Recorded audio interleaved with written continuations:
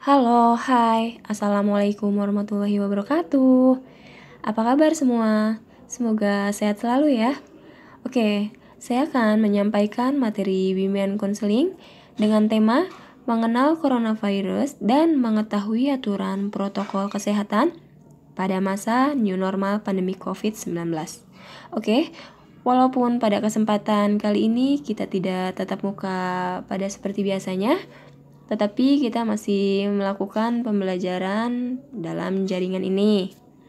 Semoga kalian tetap semangat ya. Oke, sebelum memasuki materi, mari kita membaca basmalah terlebih dahulu. Bismillahirrohmanirrohim.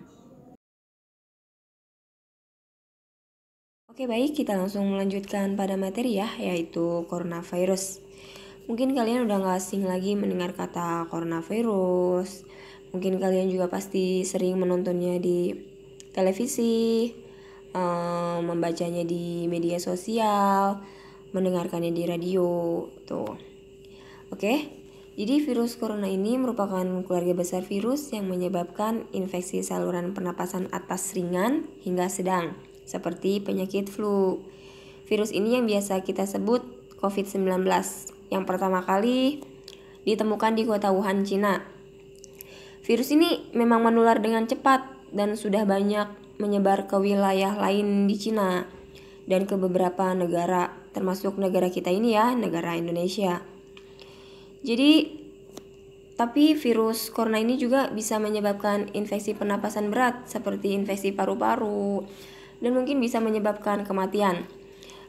Jadi sampai sekarang ini vaksin virus corona ini pun belum ditemukan untuk menyembuhkan manusia.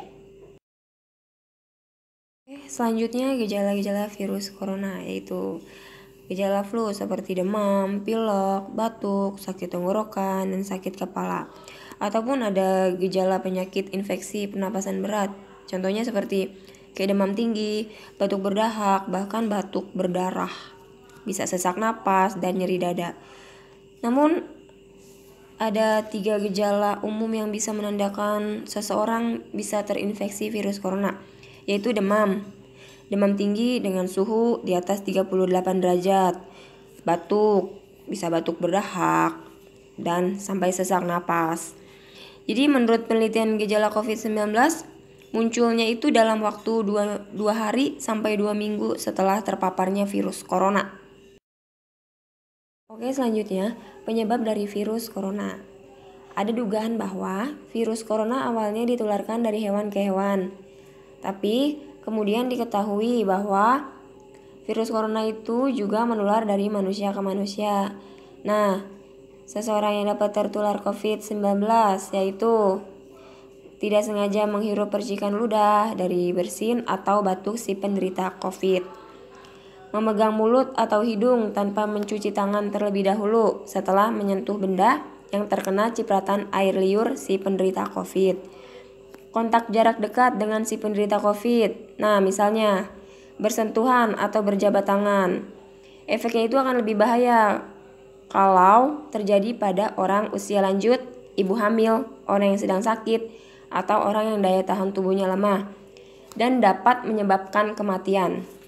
Sampai sekarang pun belum ada satupun vaksin yang ditemukan untuk menyembuhkan orang yang terpapar virus corona. Nah, selanjutnya, gimana cara mencegah virus corona atau cara mencegah tidak terinfeksinya virus corona? Hindari bepergian ke tempat-tempat umum atau ramai pengunjung. Gunakan masker. Sering-seringlah mencuci tangan dengan sabun atau hand sanitizer. Tutup mulut dan hidung ketika batuk atau bersin. Hindari berdekatan dengan orang-orang yang sedang sakit, batuk, pilek, atau demam. Tetapi sangat dianjurkan sebisa mungkin jangan melakukan pertemuan dengan orang-orang yang sedang sakit. Gunakanlah selalu masker dan sarung tangan bila sedang berada di tempat umum atau sedang bersama orang lain. Dan lakukanlah hobi-hobi kalian di rumah agar untuk tetap stay at home. Misalnya berolahraga, family time dengan keluarga, kakak, adik, orang tua. Oke, selanjutnya, kebijakan kesehatan apa dalam menghadapi COVID-19? Jadi di sini ada beberapa kebijakan dari pemerintah. Yang pertama, karantina yang biasa kita sebut isolasi mandiri. Nah, contohnya misalnya, saya pergi ke luar daerah. Nah, di daerah itu daerah yang zona merah atau banyak orang yang terjangkit virus corona. Nah, kemudian saya akan kembali lagi ke kota asal saya. Nah, di situ saya akan mengkarantina sendiri di rumah selama 14 hari. Nah, jika tidak ada keluhan berarti saya dinyatakan sehat. Selanjutnya, menggunakan masker bila keluar rumah.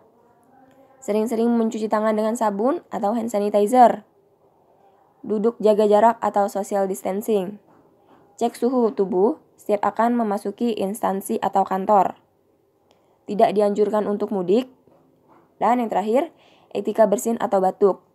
Jika ketika kita bersin atau batuk, dianjurkan untuk kita menutupnya dengan tisu. Kemudian membuangnya langsung ke tempat sampah. Oke, paham?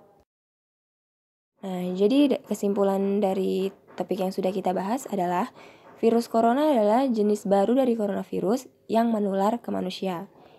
Virus ini bisa menyerang siapa saja, baik bayi, anak-anak, orang dewasa, lansia, ibu hamil, maupun ibu menyusui.